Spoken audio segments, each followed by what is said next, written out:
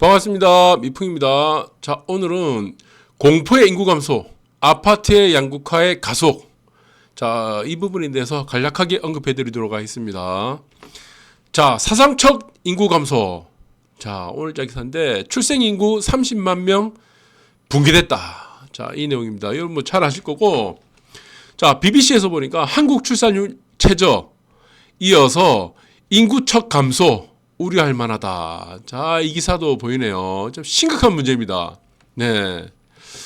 자, 이 부분을 또 봐야 되는데, 자, 빨간 줄만 한번 볼게요. 합계 출산율은 작년 1분기 0.9명, 2분기와 3분기 0.84명이었다. 역대 최저이자 세계 최저 수준이다.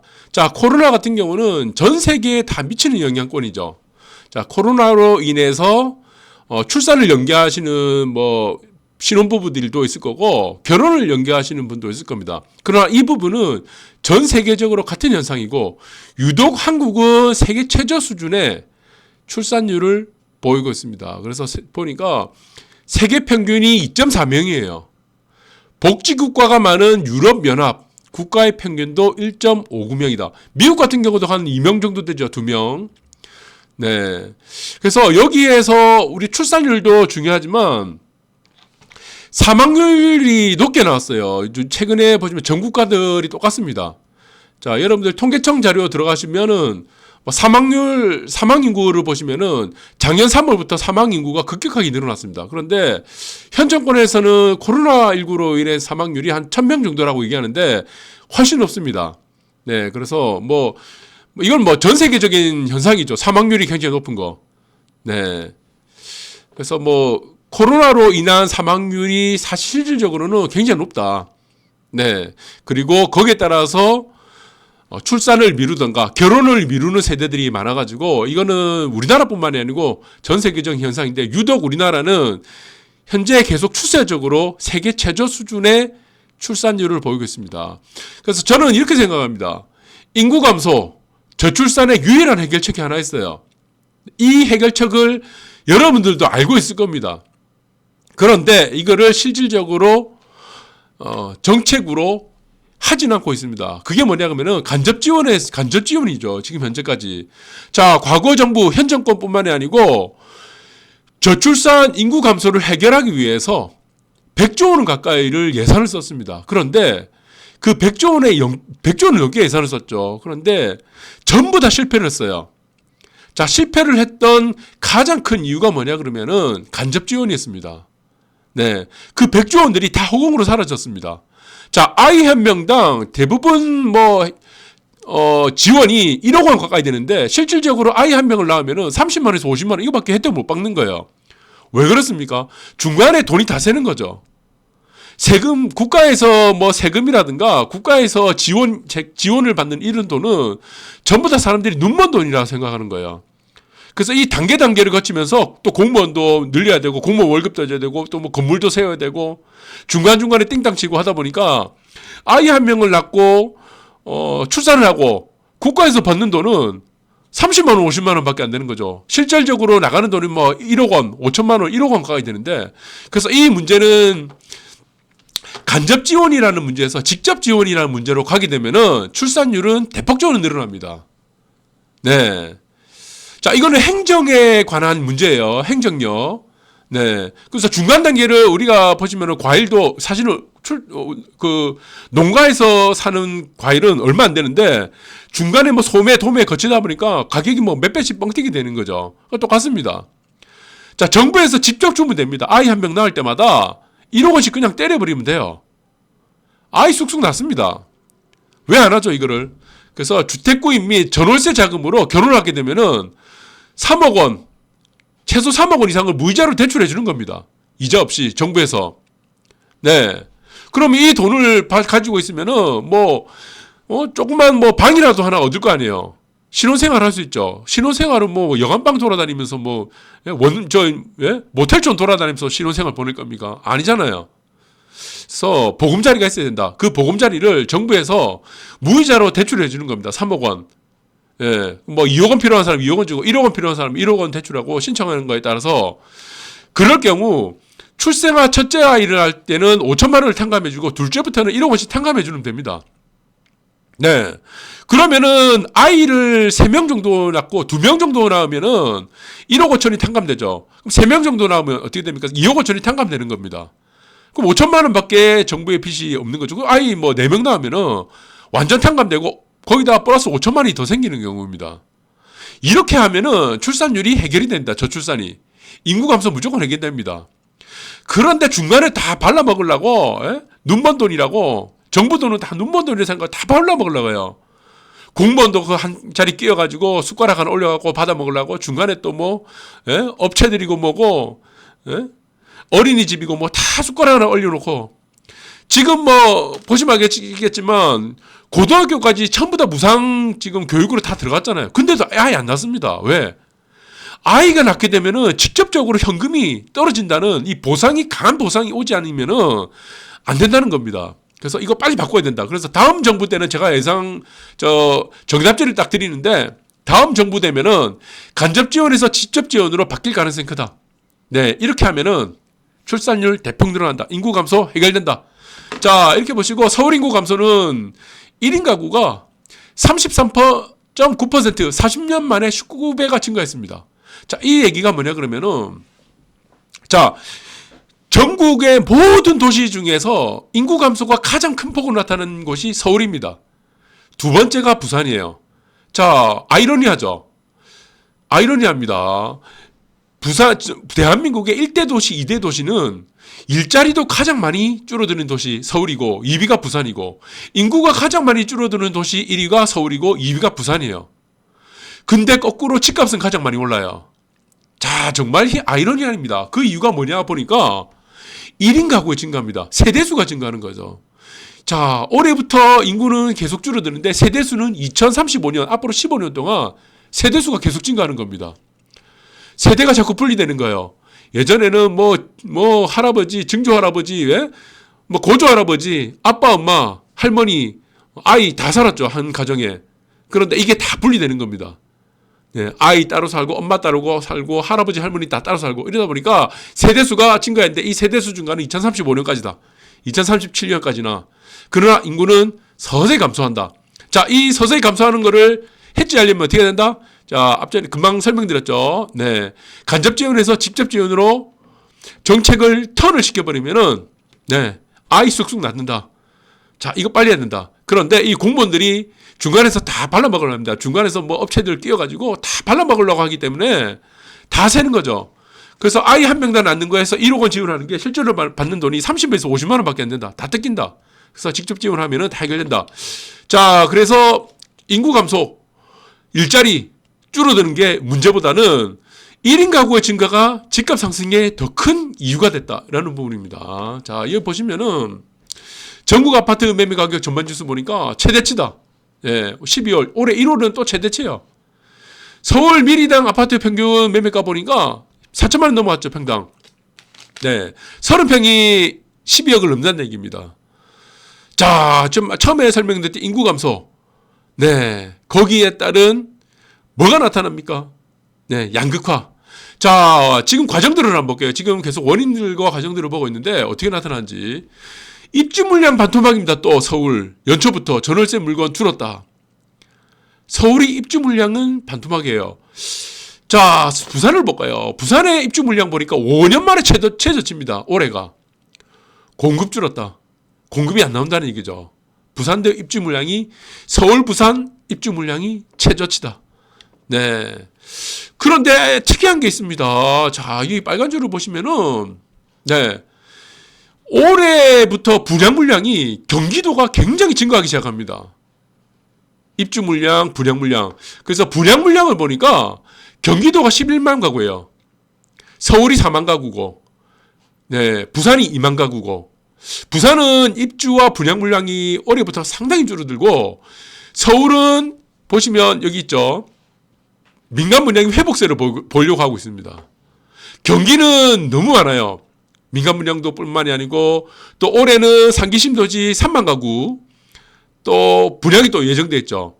그 수도권에 지금 3기 신도시 5개 구인데 거기서 민간 분양이 11만 가구고 자, 상기 신도시로 인한 분양 중에는 3만 가구가 또 따로 추가가 되는데 여기는 민간 분양이 40% 미만입니다. 나머지는 최소 60% 이상은 공공이에요. 공공 자가주택, 공공 임대부 주택, 공공 환매조건부 임대 주택 이런 식으로 되죠. 그래서 실질 소유권을 가질 수 있는 상기 신도시의 분양은 40% 미만이기 때문에 굉장히 작다. 그리고 경기도권은 상기 신도시 외에 민간 분양 물량이 11만 가구다. 자, 높다는 겁니다. 자, 서울은 지금 분양 물량을 보니까 네, 좀 기침이 약간 나오네요. 서울의 분양 물량의 질을 보니까 둔촌주공하고 눈에 띄는 게 반포 쪽에 레미안 원밸리입니다. 자, 원밸리가 있죠. 이 원밸리는 눈에 띄는 곳이에요. 예, 그래서 최요일지 S급지 중에 하나가 있는데 이게 2,990가구입니다. 예, 총 2,290가구로 재건축이 되는 아파트인데 여기서 일반 분양이 225가구밖에 안 돼요. 네. 자, S급지라는 부분에 실질적으로 공급이 늘어야 되는 게 중요합니다. 매각이 중요한 게 아니고 경기도권이 중요한 게 아니에요. 그런데 S급지 같은 경우는 제초안이 걸려있죠. 그냥 분양가 상한제 걸려있고 분양 물량이 나올 수가 없어요. 자, 2,990가구 중에 순수하게 일반 분양 물량이 225가구밖에 안 된다는 겁니다. 공급이 오히려 계속 줄고 있다. 자, 인구는 감소되고 있고, 자, 여러분들 한번 생각해 보세요. 인구는 감소되고 있고, 네, 가구 수는 증대되고 있는데, 사람들이 살고 싶은 곳에 입지에 있는 요지의 아파트는 분양 물량이 안 나온다는 겁니다, 이게. 분양 물량이 나온다는 곳들을 여러분들이 여기 보시면은 어딥니까? 다 외곽이에요. 수도권하고 외곽입니다. 이 현상은 부산도 마찬가지예요. 네. 부산도 여러분들이 보시면 남천동 우동에 물량 안 나오죠? 안 나옵니다. 자, 이래서 지금 양극화에 계속 과속화가 되고 있는 부분이다. 그래서 보시면은, 자, 코로나19가 터졌습니다. 자, 코로나19가 터졌는데, 자, 지금 코로나19 터졌고, 이제 급락이 떨어졌어요. 그렇죠. 경기가 급냉하죠. 침체가 왔다. 리세션이 왔다. 이 다음에 회복을 하는데, 이 회복이 어떤 과정을 갖느냐 하면은, K자 회복입니다. K자 회복. 자, 이 회복되는 과정 중에 어느 정도의, 지금 능성이 왔어요. 능성이 온 다음에는 상위층으로 가는 계층들은 뭐 테크놀로지라든가 뭐 라지캡, 이건 뭐 대기업이라든가 부자들, 화이트 칼라들은 오히려 더 부가 증대합니다. 그 이전보다는 오히려 팍 줄어들고 그래서 뭐 주택을 가진 사람이 되겠죠. 상위층. 그런데 하위층, 주택을 가지지 않은 하위층들 같은 경우 뭐 블루칼라라든가 소규모 비즈니스를 하는 뭐 영세사업자라든가 뭐 소상공인, 자영업자 이 사람들은 밑으로 다 주저앉는 겁니다. 이게 양극화가 되는 겁니다. 양극화가. 사실은 어땠습니까? 이 회복하는 과정에서는 컨버전스가 나죠. 수렴을 해갖고 같이 좁혀 나가야 됩니다. 이 갭 차이가.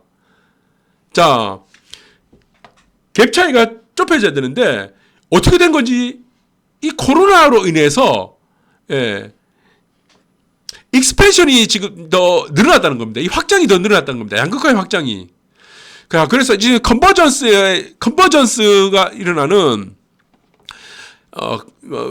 컨센서스가 더 이렇게 벌어지게 되는 거고 수렴이 되지 않고 이제 수렴이 되지 않는 벌어지는 상황이 되고 네, 오히려 양극화는 어떻습니까? 네, 네. 그리고 양극화는 익스텐션으로 컨센서스가 이루어지고 있다. 이 부분을 여러분들 눈여겨봐야 됩니다. 네, 그래서 이게 K자 회복이라고 합니다. K자 회복. 자, 인구가 줄어들고 저출산이 되는 부분들이 있죠. 저출산이 되는 부분은 전 세계 공통적인 상황입니다. 네, 거기서 회복이 되는 과정들이 자, 이 부분이 전 세계적으로 동일하게 나타난다는 겁니다. 자, 이 회복되는 과정 중에서 가장 중요한 게 뭡니까? 네, 현금의 확대죠. 화폐의 총량의 확대입니다. M2가 늘어나고 있다는 겁니다. 화폐 가치의 실질적 하락입니다. 전 세계적으로 유일하게 똑같이 나타납니다. 공통적으로. 미국도 돈 풀기 시작하고 한국도 올해 지금 1월부터 돈 풀기 시작하고 다 똑같아요. 그런데 전 세계적으로 나타나는 현상이 뭐냐? 인구의 문제가 아니고 자, 양극화가 심화되고 있다는 상황입니다. 양극화가. 부자들은 더 부자가 되고 있는 상황이에요. 유주택자들, 집 있는 사람들이 더 부자가 되고 있는 상황들이고, 자, 하위 계층은 더 어려워지고 있다는 겁니다. 자, 이게 어디서 지금 조사를 했습니까? 네. 이게 리서치에서 가장 강자라고 하는 JP 모건입니다. 골드만삭스하고 JP 모건은 이런 리서치에 굉장히 강합니다. 분석하고 이런 부분이 굉장히 잘하는데, 그래서 JP 모건에서 분석했다. 이 JP 모건에서 분석한 자료에 따르니까 코로나 이후에는 어떻게 되느냐? 양극화가 더 심화된다. 네. 네. 심화되고 컨버전스가 되는 수렴으로 가지 않는다. 갭 차이가. 그래서 이러한 컨센서스 자체가 익스텐션으로 간다. 그래서 확장이 된다. 양극화가 확장이 되고 있다. 그래서 부자들이 집을 가진 사람이 더 부자되고 집이 없는 하위계층 소상공인들, 자영업자들이 더 몰락하는 길로 가는 아주 이 비극적인 상황으로 가고 있다. 이 부분들이 지금 오늘 말씀드린 인구 감소와 아파트의 양극화가 같이 나타나고 있다는 부분들을 여러분들이 잘 보셔야 됩니다. 서울권 같은 경우는 어떻게 되냐? 자, 입주 물량과 분양 물량이 수도권으로 집중되고 있다는 부분입니다. 서울에 유일하게 나타나는 분양 물량이 올해 들어서 레미안 원밸리예요. 2,990가구 중에 일반 분양 물량이 225밖에 안 돼요. 225가구밖에. 심각하죠. 자, 지금 이 도시가 확장된 이후에 인구 감소가 줄어들면은 인구 감소가 본격적으로 나타나게 되면 어떻게 되냐? 중심지로 가려갑니다. 자, 이 얘기는 뭐냐 그러면은 수도권끼리의 경쟁이 일어나고 아파트들끼리. 그러면은 이 경쟁에서 살아남은 사람들이 이 경쟁을 뚫고 들어간 사람은 인서울을 하려고 하죠. 자, 인서울 안에서도 경쟁이 일어납니다. 거기도 C급지, B급지, A급지, 나중에는 S급지라는 한강 조망권으로 다 갑니다. 나중에는. 강남권에서도, 그 다음에는 또 어디로 갑니까? 인서울에서도 강남권 안에서도 한강 조망 안에서도, 네, 간섭 조망이냐, 영구 조망이냐, 계속 좁혀진다는 겁니다. 이 상황들이. 자, 이 상황들이 얘기하는 거 이거예요. K자 회복이라는 이 상황들입니다. 상위 계층으로 가는 사람들이 계속 위로 계속 뻗어나가고, 집을 가진 사람 중에서도 한정된 입지, 희소성 입지를 가진 사람들이 계속 위로 뻗어나간다는 겁니다. 이 땅값 차이가 계속 벌어진다는 얘기예요. 아파트에서 경쟁이 일어나기 때문입니다. 이런 것들을 여러분들이 잘 보셔야 된다는 겁니다. 자, 부산도 마찬가지입니다. 부산도. 외곽으로 뻗어나갔던 것들이 또 경쟁을 하죠. 외곽에서도. 그 다음에 어떻습니까? 그 다음에 인부산 하려고 하죠. 인부산 하려고 하는 상황 속에서도 그 안에서 또 경쟁이 일어납니다. 그 다음에 이 경쟁에서 또 어디로 갑니까? 더 집중화되면 어디입니까? 해수남. 또 거기서 집중화되면 어디입니까? 광안대교 조망권. 그 광안대교 조망권에서도 어디로 갑니까? 광안대교 또 영구 조망이냐 간섭 조망이냐 이렇게 계속 입지가 좁혀진다는 겁니다. 예. 그래서 이 상황들은 어떻게 되냐면은 K자 회복에 따라서 아파트 시장도 계급화가 가속화된다는 걸 의미합니다. 이 계급화를 피할 수 없다는 거죠. 거기에 따라서 평당가가 계속 차이가 난다는 걸 의미한다는 겁니다. 자, 이게 1대 도시 서울과 2대 도시 부산의 모습이 앞으로 집중적으로 전개된다는 모습들을 보여주고 있다는 겁니다. 자, 앞으로 돌아와서 여러분들이 쉽게 설명드리면 이겁니다. 현재 인구 감소는 불가피하다. 자, 그 인구 감소폭은 상당히 낮게 진행될 가능성이 큰데, 자, 아까도 설명드렸지만, 다음 정권에서는 저는 이렇게 보고 있어요. 간접 지원에서 직접 지원으로 넘어갈 가능성이 크다고 말씀드렸죠. 자, 인구의 감소도, 인구의 증가도 결국에 사이클입니다. 계속 돌고 돌아요. 인구가 늘어나는 시기도 있고, 인구가 줄어드는 시기가 있고, 늘었다 줄었다 계속 반복됩니다. 아파트 가격도 영원히 상승하지 않죠. 주가도 마찬가지죠. 아파트 가격도 마찬가지입니다. 내려가는 시기가 있고 영원히 내려가지 않고 올라가는 시기가 있습니다. 그 올라가는 시기도 영원히 올라가지 않습니다. 그래서 인구가 감소된다는 부분은 정책적으로 커버가 됩니다. 그런데 커버가 충분히 되죠. 직접 지원을 해버리면 인구는 언젠가 또 늘어나죠. 그런데 여러분들이 회피할 수 없는 부분들이 딱 하나가 있습니다. 뭐냐 그러면은 K자 회복에서 따른 양극화는 여러분들이 피할 수가 없다는 겁니다. 이거는. 아파트의 양극화는 피할 수가 없어요. 그 입지끼리도 경쟁을 하고 아파트끼리도 경쟁하는 시대가 됐다는 겁니다. 그것이 바로 뭡니까? 네. 바로 익스텐션이 나타나는 사회적인 컨센서스다. 양극화는 피할 수가 없다. 아파트끼리도 경쟁하고 조망권끼리도 경쟁하는 시대가 오건다. 자, 이 부분은 전 세계적으로 피할 수가 없다는 부분들을 잘 기억하시고, 제가 왜 S급지라는 부분들을 계속 노래 부르냐. 자, 여러분들 한번 깊게 한번 생각해 보시기 바랍니다. 자, 오늘 방송 여기까지 하도록 하겠습니다. 감사합니다.